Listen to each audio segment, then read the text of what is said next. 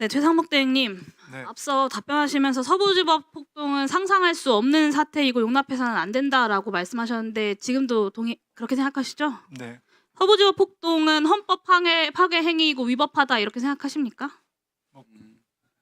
제가 사법적인 판단을 하기는 그렇습니다만 하여튼 저는 상식적으로 그렇게 판단하고 있습니다. 네.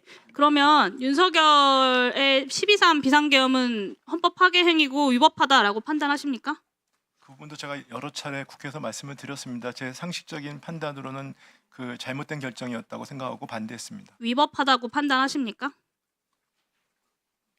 좀 전에 서부지법 폭동에 대해서는 위법하다라고 상식적으로 생각한다라고 명확한 입장을 말씀하셨잖아요.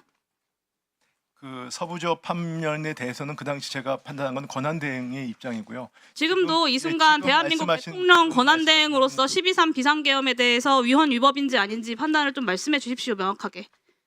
제가 개인적으로 아까 말씀드렸듯이 제가 가진 그 여러 가지 상식상 이건 잘못된 결정이라고 생각하고 그 강하게 그 자리에서 여기 반대를 했고요. 지금도 같은 생각입니다. 네, 위헌 위법이라는 말을 끝까지 안 하시네요. 참.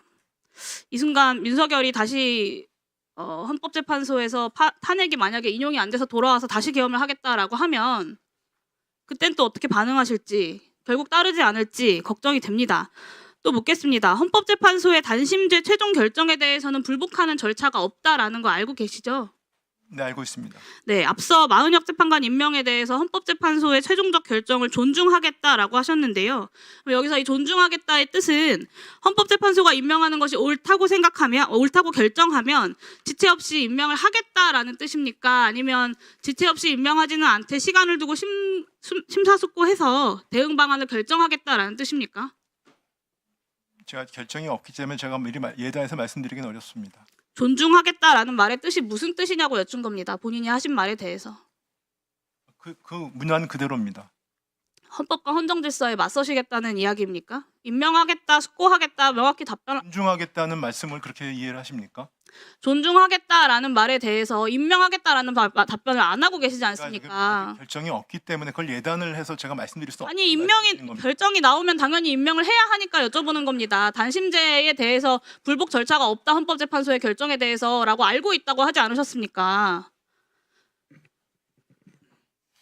헌법수호의 의지가 없을 뿐더러 불법임을 뻔히 알면서도 거리낌이 없는 대통령은 윤석열 한 명이면 족하다고 생각하고요. 내란 선동 혐의로 입건된 정광훈 목사가 헌법 위에 국민 저항권을 운운하면서 서부지법 폭동을 옹호했습니다. 대통령 권한대행이 정광훈처럼 헌법보다 본인의 자의적 판단이 우위에 있다라고 권한대행 저항권을 행사할 수 있는 것처럼 지금 답변을 하고 계신 겁니다. 시간 잠깐 멈춰주시고 이진우 사령관 나와주십시오. 이쪽으로 나와주십시오. 이진우 사령관 나와달라고 했습니다. 네? 이진우 사령관 나와달라고 했습니다. 이진우 사령관 증인 지금까지 12월 3일 비상계엄 이전에 계엄이 있을 거다라는 사실을 인지하지 못했다라고 입장을 밝혀왔습니다. 지금도 같은 입장입니까? 예, 그렇고 또 아니요, 짧게 답변을 좀 묻는 것에 답변을 해주십시오. 증인 공소장을 보면 증인은 11월 9일 윤석열, 김용현, 여인영과 함께 국방부 장관 공간 식사 모임 자리에 참석을 했고 여기서 윤석열이 비상계엄에 대해 얘기했고 김용현이 증인에게 수방사는 어떻게 할 것이냐라고 묻자 출동 태세를 갖추겠다라고 답변했다고 기술하고 있습니다. 그리고 공소장에는 이것이 비상계엄 사전 모의다라고 검찰이 명확하게 기재를 하고 있어요. 그리고 또 공개된 증인의 검찰 수사 기록 중에 별첨 2 피고인 이진우의 휴대폰 메모라는 제목의 증빙 자료가 있습니다. 검찰이 이 제목의 괄호 안에 2024년 12월 2일자 비상계엄 대비 계획 관련이라고 기재를 했습니다. 두 가지 검찰의 이 수사 자료는 증인이 11월 9일 그리고 12월 2일에 비상계엄을 사전에 인지하고 있었다라고 기술하고 있는 건데요. 공소장에. 검찰이 그러면 증인의 진술에 반해서 공소장에 이렇게 쓴 것입니까? 헌법재판소에서 제가 이미 그 부분에 대해서는 얘기 드렸고요. 나머지는 제가 이 자리에서 말씀드리지 않겠습니다. 증인의 진술에 반해 기술한 것입니까? 답변 드리지 않겠습니다. 증인이 4일 헌재 윤석열 탄핵심 판정의 증인으로 나와서 비상계엄에 대해서 지금도 적법하다고 생각한다라고 말했습니다. 그것은 저는 네. 지금도라는 표현에 상당한 충격을 받았습니다. 뭐 비상계엄 이전에는 어쨌는지 몰라도 그 이후에 지금까지 비상계엄은 전시 또는 사변, 그에 준하는 비상사태가 아니면 할 수 없고 비상계엄은 국무회의 심의를 거쳐야 하고 선포 즉시 국회에 알려야 한다. 이런 이야기는 최소한 여러 차례 국회에 나오고 수사를 준비하고 법을 들여다보면서 알았을 거 아닙니까? 근데 지금까지도 그걸 모를 수가 있습니까? 답변 드려도 되겠습니까? 지금도 그렇게 생각하세요? 거기에 대해서 잠시 얘기할 수 있겠습니까? 지금도 적법하게 생각한다라고 생각하시냐고요? 지금도의 의미는 만약에 지금이라도 그 순간에서는 그렇게 적법하다고 생각할 거라는 얘기지. 왜 그렇게 적법하게 생각하셨습니까? 그게 제가 군인이기 때문에 그렇습니다. 군인이기 때문에가 어떤 의미입니까? 군인들은 그런 판단을 할 수 없다고 말씀하시는 거예요, 지금? 설명을 드릴까요? 아니면은 그냥 내라고 대답을 못하고 설명을 해야만 되는데. 법률 전문가인 검찰총장 출신의 대통령이 그렇게 판단했기 때문에 나는 적법하다고 판단했다라는 것 아닙니까? 맞습니까? 그 부분도 있습니다. 수도방위 사령부의 사령관식이나 돼가지고 법률 판단을 뭐 어련히 알아서 군통수권자가 법률 전문가 출신이니까 했겠거니라고 우리 생각을 하지 않고 이야기하니까 결정을 하니까 내란 수계도 증인도 내란죄로 구속되는 상황까지 이르게 된 겁니다. 그걸 뭘 잘났다고 그렇게 떳떳하게 이야기하십니까? 조용히 하세요. 자, 강의원 자제해 주세요. 질의하고 있으니까. 네. 국민의힘 간사가 다른 의원 질의에 끼지 말자고 오전에 이야기했습니다. 제발 본인을 좀 돌아보세요, 강선영 의원. 야?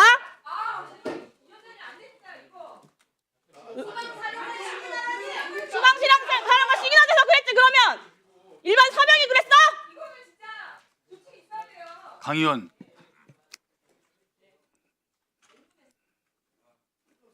사과하세요 그러면. 야라니. 제가 그걸 왜 사과합니까?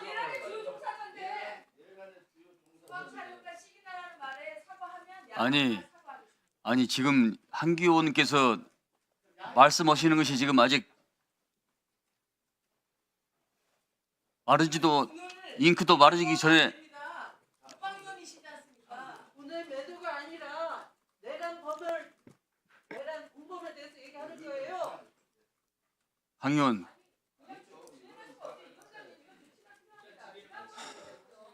가만히 있어봐요. 아니 그러니까 강 의원이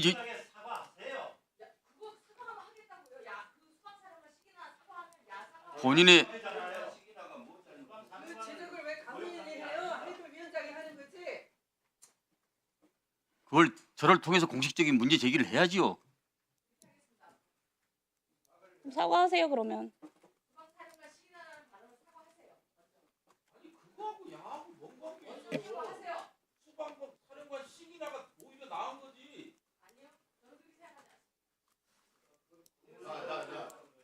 강의원이 내란 공범의 변호인 역할을 하는 거예요. 국정조사위원인 거예요.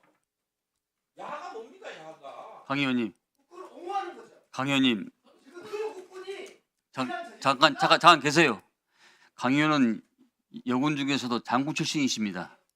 그것도 투스타 출신이십니다. 인내할 수 있는 방법이 또 인내를 해왔고요. 근데 그걸 못 참아서 이렇게 하면 되겠습니까? 자, 말끔히 정리하고 갑시다.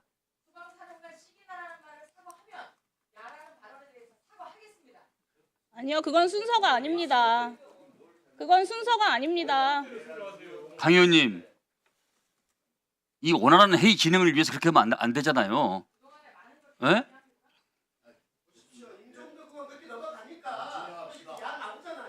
진행할 문제가 아니지 않습니까, 간사님? 이거. 자, 공식적으로 여기서 문제를 매듭 짓고 갑시다. 얼른 이 문제에 대해서 공식적으로 말씀하세요. 사과 말씀하세요.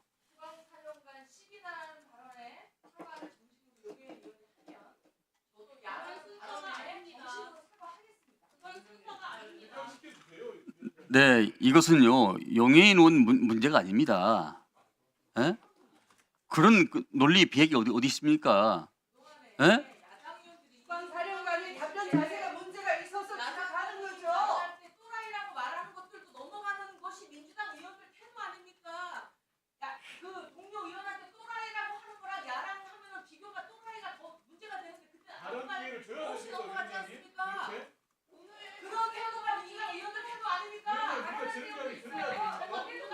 자, 한 의원 말씀하세요. 예, 주세요. 예, 예. 그 저희들이 오전에도 야가 뭐예요, 야가? 에이, 곽 의원 왜 그래요? 왜 그래? 우리 전에도 여당 의원이라고 그랬지 요원이라고 그래요? 그러면 여당 의원님께서 우리 지금 어제 그 용해인 의원님 그리고 부승찬 의원님 그리고 우리 박선원 의원님에 대해서 하신 말씀도 있었고 아침에 논의가 있었습니다. 근데 이제 원활한 회의 진행을 위해서 저희들이 그냥 진행을 했는데 지금 그 문제가 있고 또 방금 글쎄요 이건 다 떠나서 어떻게 이렇게 공식적인 석상에서 야라고 이렇게 표현한 이런 내용은 용납을 할 수가 없습니다. 그리고 아침에 말씀하시면서 뭐 야당 의원들이 회의를 진행한다 자꾸 끼어들어서 못했다고 말씀하시고 그 반대를 지금 끝나자마자 바로 하시는 거 아닙니까? 그래서 위원장님 지금 이런 것들은요. 이 원활한 회의 진행을 위해서 이런 발언을 하신 부분에 대해서는 좀 퇴출을 시켜주시기 바랍니다. 이번 지금 하는 이 국조특위는 일반 국조특위가 아니고 국가 비상계엄 선포에 관련해서 국민적 이목이 집중된 국조특위입니다. 근데 이런 가운데서 상대당 의원이 거칠 언사를 소록했다고 치더라도 야라는 그런 표현은 굉장히 지나칩니다. 그 부분에 대해서 정식적으로 사과를 하십시오. 사과를 하지 않으면 조치를 취하겠습니다. 네. 지금 엄중한 상황에 대해서 지금 국정조사를 하다 보니까 실제로 자꾸 격양돼서 용어 쓰는데 험한 용어를 쓰고 있습니다. 그래서 제가 우리 아침에도 우리 의원들끼리 그 얘기를 했었고 자제하자고 또 부탁을 드렸었습니다. 우리 임종득 의원님이 엊그저께 말씀하신 것 내용 그리고 우리 강선영 의원이 오늘 말씀하신 것에 대해서 제가 국민의힘 간사로서 지나친 부분이 있습니다. 그러나 지금 강선영 의원이 군생활을 30년 이상 하셨는데 수방사령관 시기나 이렇게 얘기하면 감정적으로 저도 그렇고 흥분할 수 있는 요소가 있습니다. 그냥 일반적인 용어는 아니기 때문에 그래서 이런 점에서 제가 우리 국민의힘 의원들을 대표해서 잘못 사용된 용어에 대해서는 제가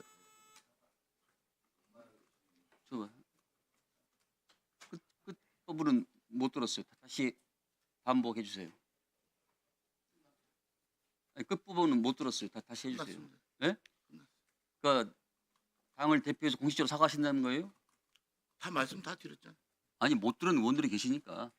다 얘기 다 들렸죠. 김병주 의원께서도 정신 나갔다는 소리를 국민의힘 의원들한테 하셔가지고 공식적으로 사과를 했었습니다. 언제 사과 안 했습니다. 사과 안 했습니다.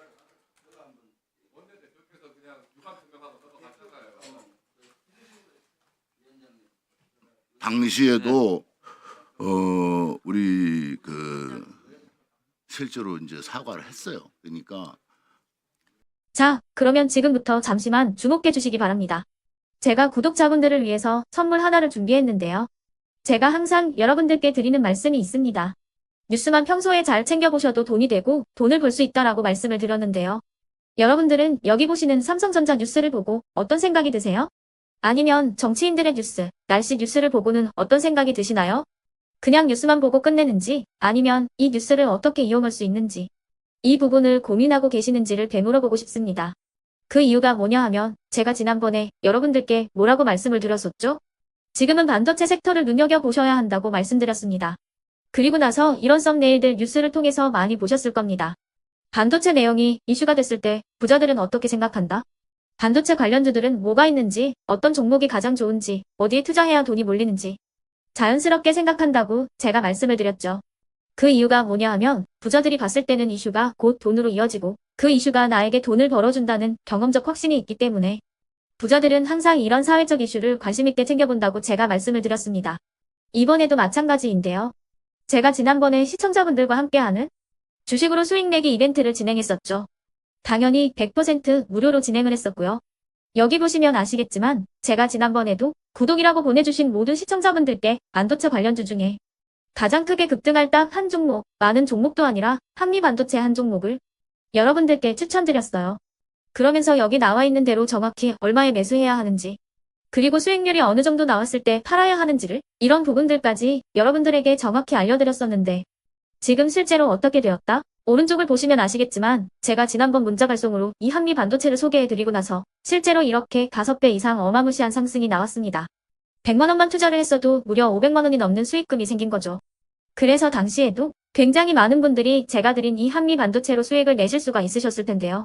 다시 한번 축하드린다고 말씀을 드리겠고, 이번에도 마찬가지입니다. 앞으로도 2024년, 2025년 계속해서 기대해볼 섹터는 AI입니다. 그 중에서도 AI 반도체는 그 누구도 부정할 수 없는 미래성장 산업입니다. 그러면 우리가 어떻게 생각해 볼 수 있을까요? AI 반도체 종목 중에 앞으로 크게 대장 역할을 하면서 10배 이상 급등할 수 있는 템베고 종목을 지금부터 열심히 추적해야 한다는 겁니다. 큰 돈을 투자하지 않더라도 월급의 일부분 아주 소액이라도 이 종목을 모아가야 수백 %의 수익률을 손에 쥘 수 있는 것이죠. 지금 여러분이 보고 계시는 이 유튜브 또한 AI 반도체와 아주 밀접한 연관이 있고, 반도체야말로 대한민국의 핵심 산업으로 앞으로 더더욱 시장은 성장할 수밖에 없습니다. 그렇기 때문에 제가 이번에도 뭘 보내드리고 있냐면, 지난번과 똑같이 구독이라는 문자를 보내주시면 제가 AI 반도체 관련주 중에 앞으로 대장주 역할을 하면서 주가가 가장 크게 급등할 한 종목을 여러분들께 문자 발송으로 종목명과 사고 파는 시점을 모두 알려드릴 건데요. 그 문자를 받고 여러분들이 주식으로 돈 버는 연습을 한번 해보셨으면 좋겠고요. 혹시라도 나는 주식을 하지 않는다 하시는 분들은 주변에 주식하시는 지인분들에게 말씀을 해주셔도 되고요.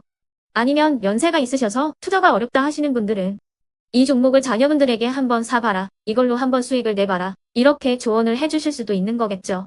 그래서 지금 이 영상을 보시는 시청자분들 중에 나도 이번 종목이 좀 궁금하다 하시는 분들은요, 누구나 상관없이, 그리고 어느 시간대나 상관없이 부담 없이 010-2514-5930번으로 구독이라는 문자 보내주시면 제가 이번에도 똑같이 무료 추천 급등주 문자를 보내드리겠습니다. 이해되시겠죠? 제 번호 010-2514-5930번으로 구독이라는 문자 보내주시면 여러분들이 직접 이슈를 통해서 돈 버는 연습을 해보실 수가 있는 거고, 제가 돈을 받는 것도 아니고 투자를 대신해 드리는 것도 아니기 때문에 부담 없이 신청해 주시면 되는 겁니다. 그리고 수익이 나면 저는 다른 것은 하나도 바라지 않습니다. 제 채널에 구독, 좋아요 한 번씩만 눌러주시라, 이렇게 다시 한번 말씀을 드리겠습니다.